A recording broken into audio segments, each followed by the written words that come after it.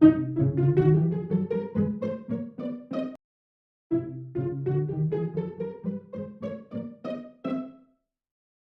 am super excited and super nervous because this is my first presentation of this work to actual hoopers. Usually I present this to Maker Faire, which is a conglomeration of super nerdy, geeky folks, but they have no idea what I'm talking about when I talk about hula hoops. So I am really interested in your feedback, and I brought one of my projects with me so you can get some hands-on experience. So this is a little bit about me. I like weird, strange, playful, interactive clothing. For those of you who don't know what wearable electronics is, the easiest way to describe it is everything you see at Burning Man. I specifically focus on performance and interactivity. So beyond just the blink and bling, the light up stuff, like what happens when you can interact with this costume, you can play with the lights, you can make different things happen. So these are a few of my projects I did in college when I was really first starting to get into it. A lot more sort of runway stuff. There's some roller skate action happening there. And I really fell in love with this idea of unexpected interactions between two people, between the person and their actual performance piece. And then I had this crazy idea one night in the middle of the night. What if I taught other people how to do that? What if I brought that into other communities that I'm not familiar with and see what happens? So it's been sort of this wild and crazy journey the past couple of years. And I've been traveling all over the place and meeting all sorts of cool people and having these really strange, like 2 a.m. discussions about, oh my God, what if my hat lit up and then it shot laser beams at you from across the room? And what if my Halloween costume was a Katniss that set actually on fire? And I had that discussion in a kids class the other week, and we had to sort of tailor that to something that was a little bit more safe. But there's all sorts of really awesome excitement that happens when you introduce someone to something that is so strange and new and open to a world of possibilities. And that's how I sort of fell in love with flow. I have no idea what I can put in a hula hoop. I know that there are lights, I know that there are things you can do, but I didn't know anyone who hooped, and I sort of made it up as I went along. I took some inspiration from other projects that used wearable materials and stretchy materials to really become sensors on your outfit. It's not a circuit board sewn into your sleeves. It's not a computer hidden in your outfit. It's really starting to become part of the material itself. And that's really fascinating to me, especially with flow, especially with movement and dance, where you need to have those considerations. You need to know, I can't make this bulky garment and then try and bring it out on a runway. I went to California with a track jacket with a bunch of stuff in it and realized very shortly that that was not the best idea for the sun and a full 2-day Maker Faire event. This is a little hard to see on the screen, but that was me playing with a hula hoop in the Pittsburgh Children's Museum last week. They have something that is sort of along the same lines of what if you bring that unexpected electronics and hooping component, so that's really cool. My first experiment was, what if I had my hula hoop be a persistence division toy and spell out words, and you could text message it to say whatever the heck you wanted. So these are some screenshots from that project. I collaborated with the programmer because I do not have that skill set myself. And we did a couple prototypes and kind of thought maybe this could be something that could be utilized in performance, in truly interactive performance, where the audience is actually deciding what happens in your set piece. That one is sort of on the back burner right now because of budget constraints, but it's something that I want to talk more about if there's a need in the community for something like this.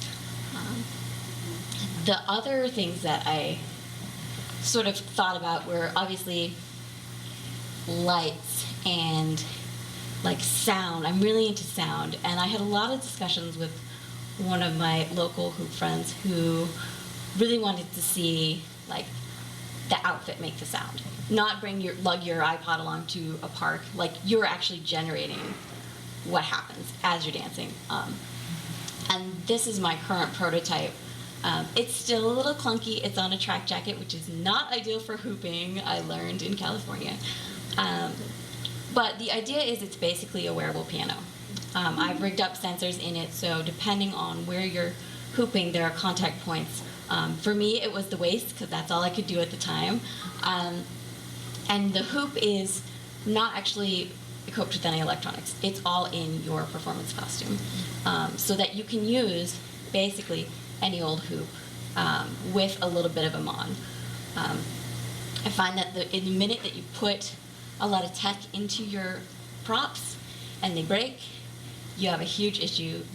You have an issue taking them on planes, if it's like looking like a bomb. I had all these considerations that I had no idea. I'm like trying to find out how can I find like the right way to do this, and putting it on clothing is a lot less suspicious. Also washable, which is a lot of the technology that I use.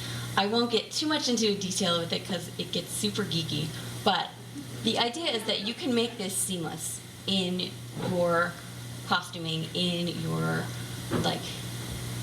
tech. You can make it removable. There's a lot of options there that you don't have when you start to put it into the prop itself. And this one is a light up one. Same idea, like there are sensors on the jacket and your hoop sort of triggers lighting effects. I'm sort of experimenting with now other possible flow arts because I've become addicted to more recently flow wand, and I'm thinking about that and what potential could be had there. This is a little bit of the geeky details of my prototype. There is a little tiny microcontroller, which is basically a programmable little computer brain, and they've gotten since like this was a couple of years ago, even smaller and easier to use. And it's like a hobbyist thing. So you could basically make an instruction set and tell the community how to replicate their own version of this, if I got the prototype working how I wanted it. This is a great opportunity to get some feedback on that design from you who would be using it in your daily life, who has a lot more experience than I do. And there are a lot of pieces and projects that I have floating around my brain that I think this community is what I was searching for when I was prototyping. And I went to Maker Faire and I said, yeah, hula hoops. And they were like, oh my God, I can do it on my waist. That's so cool. That's great. Like, awesome. That was the presentation. I was like, no, there's this tech and it's all this other stuff. Like, they were just fascinated by the hoop, which is great. I like that. But I wasn't getting the kind of feedback that I needed on performance. This is a little bit of snapshot of me going to Maker Faire and presenting the work and the potential there. And I find that there is quite a bit of overlap with the maker community and the Burning Man community and the flow arts community. And right now, I'm really zoning in on finding all of you who have a little bit of geeky streak in you, or who have that like crazy idea that you put on the back burner because like, I don't know anything about programming. I don't know anything about lights. I'm not even gonna try. Like, the thing that I've learned in the last couple of years is you just try. You ask someone, you start to brainstorm, and then you meet someone who knows a brother or a friend or a cousin who happens to be an industrial designer who can prototype you or whatever. And that's sort of how I've evolved my work in the last couple of years, which is a really great process to be a part of, because it wasn't me being innovative and being creative and being like this genius who figured out this new thing. It was the connections that I made within the community and how that structured this greater project than this initial seed of an idea I had that was sort of a novelty. So I'm super excited to be here, and I'd really like to have some discussions. This isn't really the greatest format for me to present this work. I'm a very hands-on person. I'd like to be wearing something and like showing you and like having these little microcosms of creative exchanges. So this is the general overview, and I hope that it didn't confuse you too much with the geeky side. I tried to like reel it in a little bit, but Wired Magazine did enjoy it, so that was cool. I feel like thumbs up for that.